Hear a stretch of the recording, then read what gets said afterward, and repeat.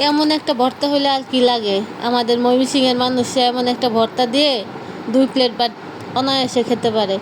প্রথমে আপনার ঝাল অনুযায়ী কাঁচামরিচ নেবেন, একটু ভেজে নেবেন হালকা একটু তেল দিয়ে। তারপরে পেঁয়াজ রসুন আপনার পরিমাণ মতো নেবেন। আমি 8-10টা পেঁয়াজ নিয়েছি আর 2টা বড় রসুন নিয়েছি। আর সাথে পেঁয়াজগুলো ভালো করে ভাজা হয়ে গেলে তারপরে হলো আপনি দিবেন। পেঁয়াজগুলো ভালো করে ভেজে তারপরে চাপা দিতে হবে। আগে যদি আপনি চাপা দিয়ে দেন পেঁয়াজ ভাজাও হবে না বা শক্ত শক্ত লাগবে। পেঁয়াজগুলো নরম হয়ে যাবে যখন, তখন আপনার চাপা দিতে হবে। যারা চাপা ভর্তা করেন ময়মনসিংহেরা আছেন তারা তো জানেন অবশ্যই। চাপা ভর্তা আমরা বিভিন্ন রকমভাবেই খাই। এখানে 5টা চাপা দিচ্ছি।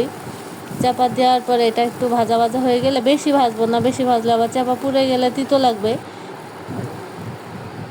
আর এখন হামানদিস্তায় নিয়ে আমি একটু থেতো করে নিব। এটা হাত দিয়েও করা যায় বা পাটা পুতায় বাটাও যায়। আমি একটু হালকা করে থেতো করে নিব, আস্তে আস্তে যেন থাকে। আমি একদম, অনেকে এটা পাটায় বেটেও খায়, আবার অনেকে আস্তে আস্তেও খায়। আমারটা আস্তে আস্তেও খেতে ভালো লাগে।